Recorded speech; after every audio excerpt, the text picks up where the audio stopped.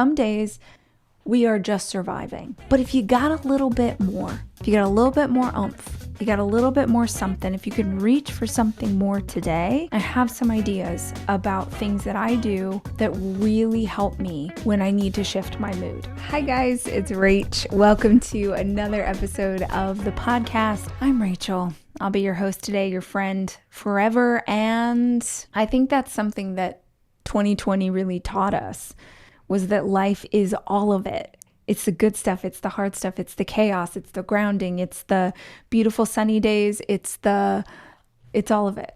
And I think I'm getting better and better as I get older in what it means to show up in the midst of all of it and to try and not get overwhelmed by, you got those days that are 10s and you've got those days that are 2s, and both of them are going to show up in our lives.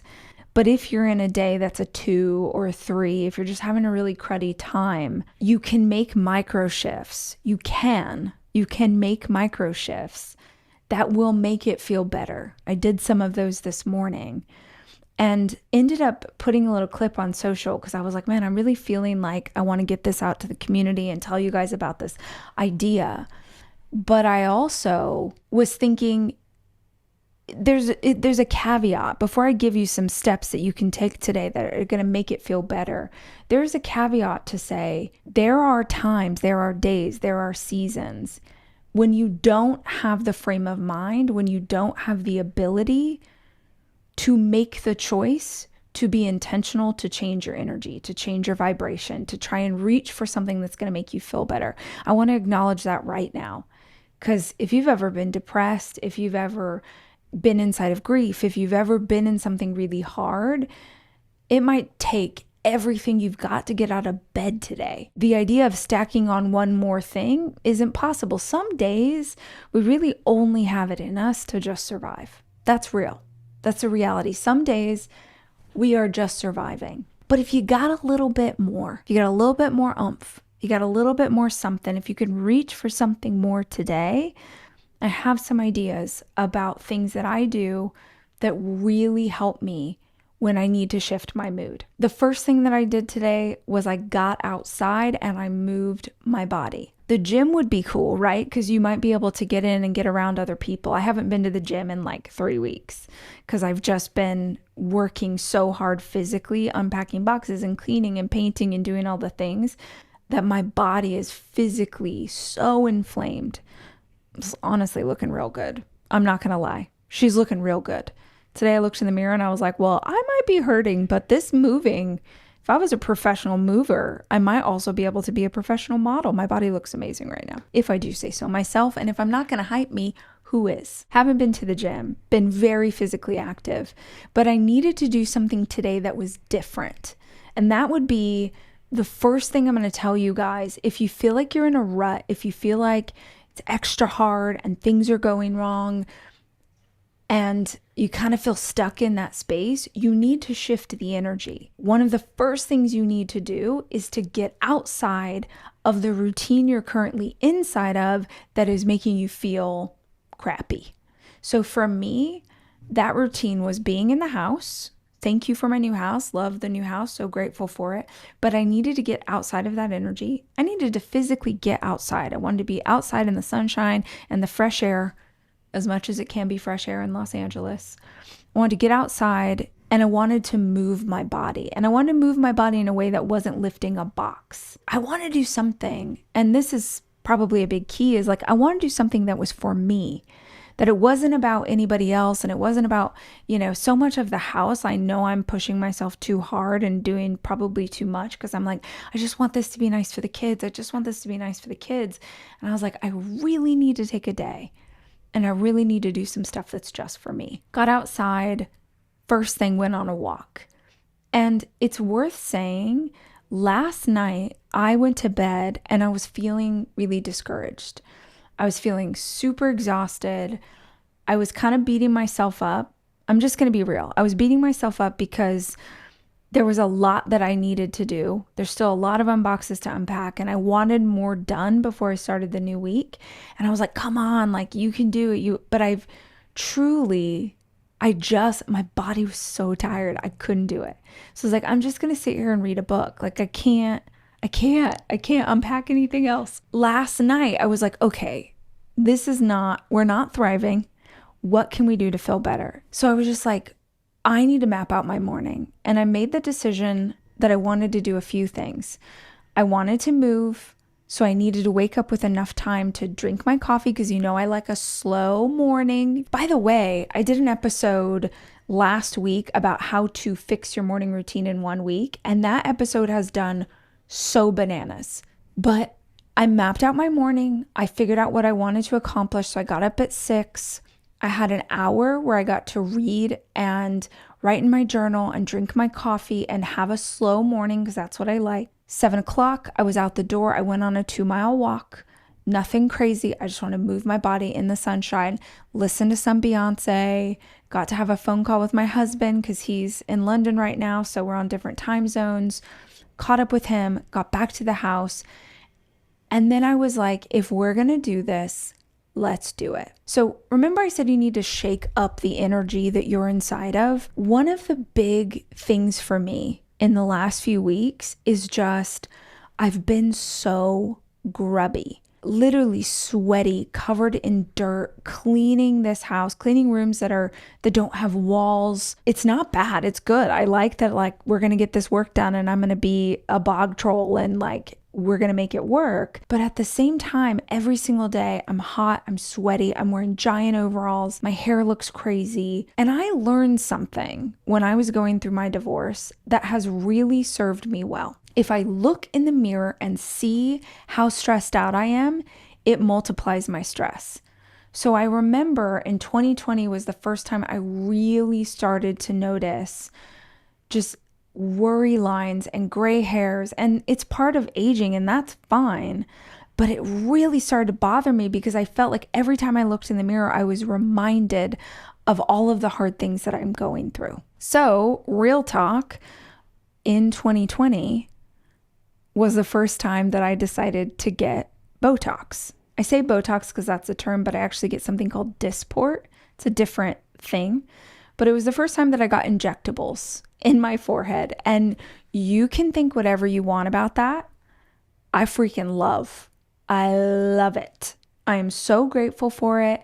I understand there are people and natural beauty and you shouldn't put things into your body, but your girl's already got her boob job, okay? Like, I want to be as natural as possible, but there's a couple things I'm going to add on because they make me feel mentally better. Nobody has to agree with that. My body, my choice. I like it when my girl puts some stuff on my forehead, makes me feel like I'm fresh, Also, if you have questions about this, you should call into the hotline and ask because I will tell you everything. Hotline is 737-400-4626. Ask a question. I'll incorporate it into an episode. I am convinced that this is one of the easiest things that we can reach for when we want to change our vibration. If you look better, you feel better. Psychology, like literally Google it. It is a thing. If you feel like you look better, you will feel better emotionally. You will be more confident. You will feel like you can take on the hardships of the world. If you are a stay-at-home mama and you are with your first baby and baby girl is 2 months old and you are still living in sweats and covered in spit up, I freaking get it. You do not have to go full glam. But if you just one day a week took a shower and made yourself feel presentable to nobody but you and your baby, I swear to you, you will feel so much better. It changes the energy. And here is the key component to that. I am not saying that you need to look like anybody else. You don't need to have full glam if that's not your thing. You don't need to do your hair if that's not your jam. Whatever feels good to you, a ball cap, a great pair of sneakers, high heels, you want to put on a suit. Like when I had my kids, quite honestly, I'd gained so much weight I couldn't fit into any of my clothes. And I didn't want to wear maternity clothes because it was making me feel more depressed. So I would put on a cocktail ring still in my gross, nursing bra and the whole thing and milk all over me and feeling whatever, I put on a cocktail ring because I could fit my old rings on my fingers, and I would wear cocktail rings while I breastfed. And it was this little tiny like rope that I threw down to myself in the hole that I could kind of grab onto and like pull up just a little bit. My daddy used to always say, when you feel like you're close to rock bottom, kick off the bottom. He's like, most people will sit there and kind of struggle where they are. Let's, imagine you're drowning and you're so close to sinking to the bottom of the pool or the bottom of the lake, and you're drowning and you're just trying to swim back up, swim back up. My dad used to always say, just let yourself fall a couple more inches and kick right off the bottom and shoot yourself up. And putting on a cocktail ring for me, when I was a new mama, that was kicking off the bottom. Today, I got back from my walk and I took an everything shower. Do you know what an everything shower is? So we girls, we've got different levels of showers. You got hair up in a bun, quick 5 minutes in and out. You're on the go. Then you've got maybe a little bit more effort. Maybe you're going to shave your legs up to the knee, but you're not going to wash your hair. And then there's an everything shower. We're using a body scrub. We're using a face scrub. We're washing our hair. We're deep moisturizing. We're shaving our leg all the way up. Did my hair to the best of my ability. If you're watching this on YouTube, you're like, well, your hair still looks frizzy. Y'all, this is the best I can do. Did my makeup, same answer. Put on real clothes. And this was an outfit I concocted with the clothes that I can currently find because I have not unpacked all my boxes. Also, I did get these socks in Iceland. If you can, they have whales on them. If you're on YouTube, you're really getting a show with my fancy whale socks. There you go. Gorgeous. Put on some happy socks. Put on an outfit. Let a little boobie show today. Not like my nipples, but give myself a little cleavage. I was like, I am going to do the opposite of what I have been living in for the last week. I'm going to do the opposite of grubby. I'm going to try something that makes me feel cool and fresh and like I have my life together.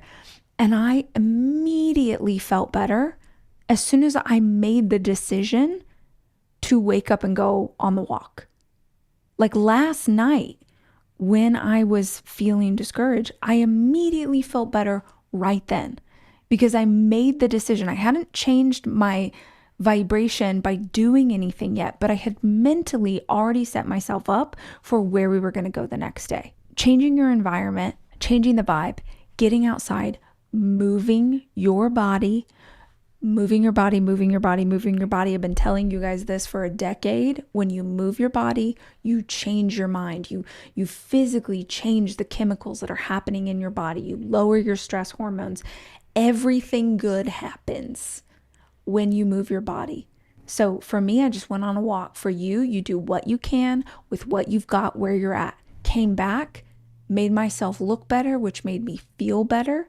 And all of a sudden, the energy had shifted drastically. Another thing that you can do that can change the energy of your day, can change the energy of your life, is one beautiful thing. Went outside and I cut some flowers. Last week, everything's chaotic, and I had one room in my house, which was the living room, that was livable. That was cute. That was, hey, we can lounge in here and we can feel like normal human beings. And when I looked around at every other room, I saw boxes and dirt and trash and madness. And I just needed something to ground myself. And so I found a little cup to work as a vase. And I went out in the backyard and there's a hydrangea bush. And there's like everything else in the yard is dead. But on that hydrangea bush, there was a couple of blooms. And I cut the blooms and I put this little vase with a hydrangea bloom on my coffee table. And in the midst of chaos, I had this one beautiful thing. And the reality is when you can cling to the one beautiful thing, you can also find a million other beautiful things. And the gratitude for having that space in your house where you can sit and relax. And the gratitude for the stuff that is good. You can find those things, but sometimes I think we need to give ourselves some breadcrumbs. And one beautiful thing is a breadcrumb. Making yourself feel better by how you look is a breadcrumb. And it's easy, I think, sometimes to let people convince us that caring about how we look is vanity. And I don't think it's vanity. I think it's a strategy. I think that there's so many studies to back this up that when you feel good about yourself, everything else goes more smoothly. And I really want to stress that to you guys today. It does not have to be looking like me or looking like your sister or looking like someone in a magazine. It could be no makeup, but like, you put on a beautiful silk robe and you use the really good body lotion and you use your everyday oil and you just like made yourself feel really nourished and really taken care of. It can be the food that you eat. It can be, taking 10 minutes to stretch. It's those acts of self-care that remind you about you. Because most of us, when we are working so hard to provide and take care of our teams, of our kids, of our partners, we end up being the last person on the list. And if you find yourself in a rut and you find yourself in a hard season, it's really worth just taking a few minutes and asking if there's some little intentional practice that you can do, some micro habit you could add right now that would make today feel so much better than it already does. That's what I'm sitting with today. What are those choices that we can make? What are those things that we can do that will make it all feel so much better, or at least a little bit better than it currently does? It doesn't mean that life's not going to kick your butt. And honestly, if you're in a season of life kicking your butt, one of the books I wrote is completely about this subject. During 2020, in that hardest year of my life, I wrote a book called Didn't See That Coming. It's a short little read. It's my shortest book I've ever written, but it was all of the advice and all of the ideas that I had after surviving a lot of really hard things and a lot of trauma. So if you find yourself in a hard season and you have not yet read Didn't See That Coming, or you haven't listened to it on Audible, you should go check it out because I think it's something you might find really helpful. I hope you will come and join me on your way to work or school or life. And until next time, as always, I love you and I'm rooting for you.